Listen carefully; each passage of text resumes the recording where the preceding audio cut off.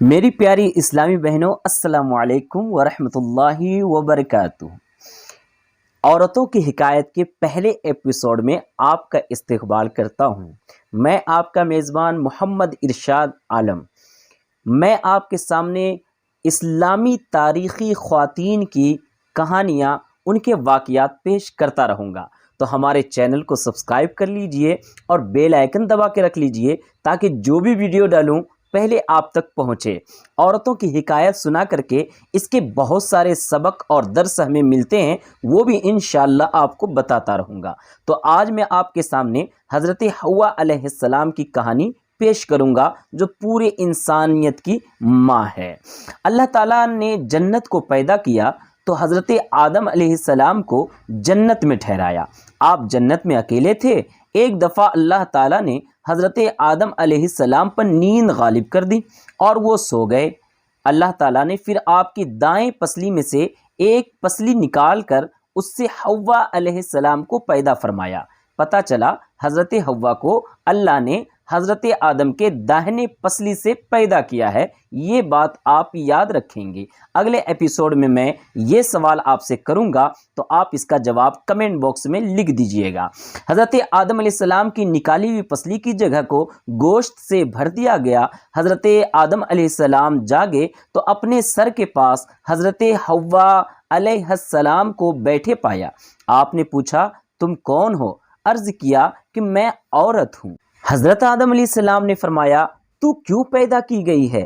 عرض کیا، اس لیے کہ آپ مجھ سے سکون پائیں اور میں آپ سے سکون پاؤں۔ فرشتوں نے پوچھا، اے آدم، اس کا نام کیا ہے؟ فرمایا، حوا۔ فرشتوں نے پوچھا، یہ نام کیوں ہے؟ فرمایا، اس لیے کہ یہ حی یعنی زندہ، اس حی سے پیدا کی گئی ہے۔ میری بہنوں، اگلے ایپیسوڈ میں جب میں آپ کو عورتوں کی حکایت سناؤں گا تو میں آپ سے سوال کروں گا کہ حوا علیہ السلام کو کیسے پیدا کیا گیا، اور یہ بھی پوچھوں گا کہ حوا علیہ السلام کس کی بیوی تھی، اور یہ بھی پوچھوں گا کہ حوا علیہ السلام کا نام حوا کیوں رکھا گیا ہے، اور فرشتوں نے آدم علیہ السلام سے کیا عرض کیا تھا۔ انشاءاللہ امید ہے کہ یہ بات آئندہ یاد رکھ کے آپ اپنے کمنٹ باکس میں اس کا جواب مجھے ضرور دیں گی۔ اب آئیے میں آپ کو سناتا ہوں کہ اس سے ہمیں سبق کیا ملتا ہے۔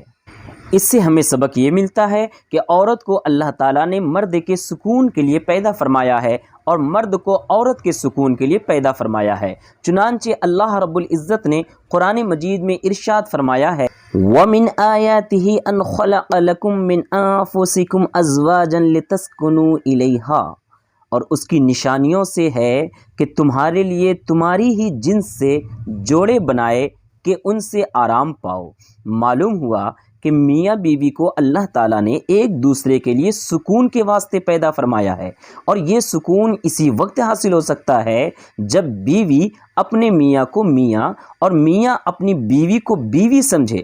اگر بیوی بھی میاں بننے لگے اور کہنے لگے کہ میں بھی مردوں کے دوش بدوش چلوں گی تو پھر سکون غارت ہو جائے گا دوستو، اور سکون کا حصول مشکل ہو جائے گا۔ جیسا کہ کسی نے لکھا ہے، نئی تہذیب کا نقشہ آیا ہے، میاں بیوی ہے اور بیوی میاں ہے، برابر مرد کے عورت کو سمجھیں، زمیں کو کہہ رہے ہیں آسماں ہے۔ یہ بھی معلوم ہوا کہ عورت کی پیدائش پسلی سے ہوئی ہے، اور حضور صلی اللہ تعالی علیہ وسلم نے فرمایا ہے کہ عورت کی پیدائش پسلی سے ہوئی ہے، اور پسلی ٹیڑھی ہوتی ہے، اس سے نرمی اختیار کرو، کیونکہ پسلی کو اگر سختی کے ساتھ سیدھا کرنا چاہو گے تو وہ ٹوٹ جائے گی، اور اس کا ٹوٹنا کیا ہے؟ طلاق۔ اس لیے حتی الامکان عورت سے نرمی اختیار کرنا چاہیے۔ سبحان اللہ، کیسی مبارک تعلیم ہے۔ اگر اسی ایک حدیث پر عمل ہو جائے تو یہ آئے دن کے طلاق کے جھگڑے ختم ہو جائیں گے۔ حضور صلی اللہ تعالی علیہ وسلم نے جہاں مردوں کے حقوق عورتوں پر بیان فرمائے ہیں، وہاں یہ بھی فرمایا ہے کہ تم میں سب سے اچھا شخص وہ ہے جو اپنی بیوی سے اچھا سلوک کرے، اور میں اپنی بیویوں سے تم میں سب سے اچھا سلوک کرتا ہوں، یعنی حضور اپنی بیویوں کے ساتھ بہت اچھا سلوک کیا کرتے تھے۔ یہ مشکاۃ شریف کی حدیث ہے جو صفحہ نمبر 272 پہ لکھی ہوئی ہے۔ دوستو، مرد کا درجہ اگرچہ عورت سے بڑا ہے لیکن عورت کے حقوق بھی مردوں پر بہت زیادہ ہیں۔ ایک آدمی کی بیوی مر گئی تو وہ کہنے لگا کہ بھائیو، میری بیوی ہی نہیں مری، میرا باورچی بھی مر گیا، میرے گھر کا محافظ بھی مر گیا، میری دھوبن بھی مر گئی، میری باورچن بھی مر گئی اور میرے بچوں کی آیا بھی مر گئی۔ گویا یہ سارے کام ایک بیوی کیا کرتی تھی۔ اسی لیے اسلام نے عورت سے حسن سلوک کا درس دیا ہے۔ چاہتا ہے چین و اطمینان اگر چل رسول اللہ کی تعلیم پر۔ السلام علیکم ورحمۃ اللہ وبرکاتہ۔